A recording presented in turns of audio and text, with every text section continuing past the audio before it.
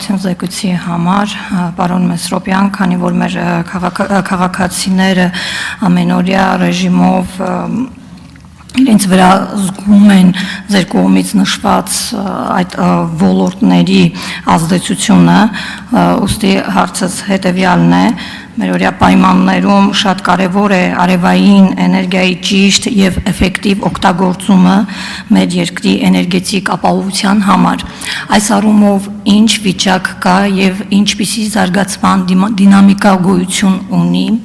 ներկայումս։ Շնորհակալություն հարցի համար, Տիկին Ղազարյան, ուրեմն արևայինում ունենք հետևյալ պատկերը, տեմպերը առաջանցիկ են, բայց հենց այդ առաջանցիկությունը նոր խնդիրների առաջ է կանգնեցրել հանրապետության ամբողջ էներգոհամակարգը։ Ինչ է նշանակում ասածս։ Մենք տվել ենք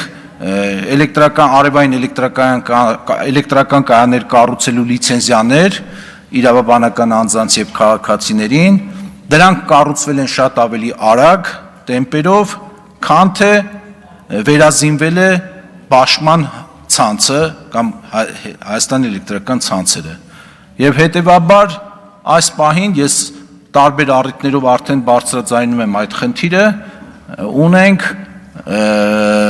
ցերեկային ժամերին արևային էլեկտրակայանների արտադրանքի ավելցուկ, որը որ մեղմ ասած չգիտենք ինչ անենք այդ իմաստով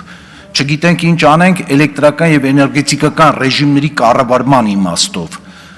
որովհետեւ այդ ավելցուկը արևային կայաններ, իսկ ավելցուկ ասածը պայմանական հասկացողություն է, որտեղ ի տարբերություն ջերմային կայանների, ատոմակայանի, հիդրոկայանի, որտեղ որ կայանի բեռնավորումը եւ բեռնաթափումը իրականացնում է մարդը ինքը ստացած հերթապահի հրահանգով, արևային կայանների դեպքում դա չի լինում։ Արև կա, հզորությունը մաքսիմում, արև չկա, հզորություն չկա։ Եվ այդ իմաստով մենք արդեն ունենք մոտ 350 մեգավատ տեղակայված արևային էլեկտրոկայանների հզորություն եւ մոտ 450 մեգավատ նշեցի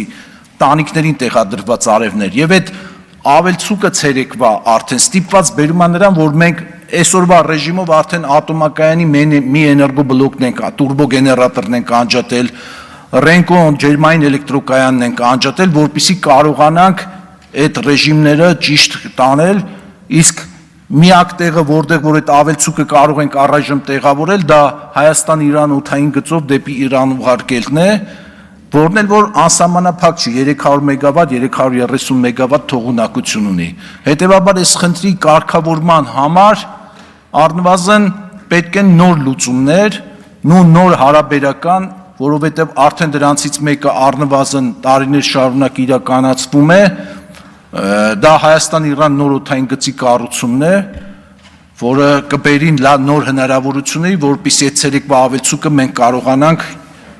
Իրան ուղարկել։ Երկրորդ լուծումը դա կուտակիչ մարտկոցներով կայաններ ստեղծելն է մեր երկրում, ենթադրենք մի 400 մեգավատ ժամանոց կայան, որ կառուցենք, մենք ցերեկվա այդ ավելցուկը կարողանանք տեղավորել այդտեղ։ Եվ վերջապես երրորդ լուծումը, որ փորձում ենք այսօր արդեն գնալ դրան, սահմանափակելով այդ աշխատաժամերի քանակը, բերել նրան, որ քաղաքացիները սկսեն կուտակիչ մարտկոցներ տեղադրել իրենց արձագանք։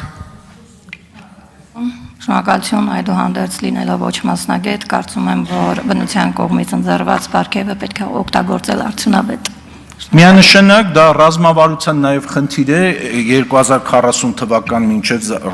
ոլորտի զարգացման, այսինքն մենք ներկա պահին ունենք ներկրվող վառելիքով արտադրվող էլեկտրաէներգիայի 60%-ը ներկրվող վառելիքով է արտադրվում, այսինքն գազով եւ միջուկային վառելիքով, եւ այնտեղ առաջնահերթություն է տրված, որպեսզի այդ արևային ռեսուրսը կարողանանք մաքսիմում օգտագործել եւ գազային վառելիքից հատկապես կախվածությունը փոքրացնենք, ինչը որ բավական լավ այդ իմաստով արվում է,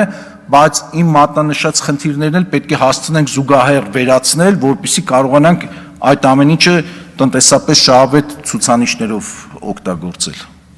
Շնորհակալություն, հարց ու պատասխանն ավարտվեց, կարող եք զբաղեցնել ձեր տեղը, պարոն Մեսրոպյան։ Հարգելի գործընկերներ, այժմ կարող եք հերթագրվել մտքերի փոխանակության համար։ Ուշադրություն։ Հերթագրում։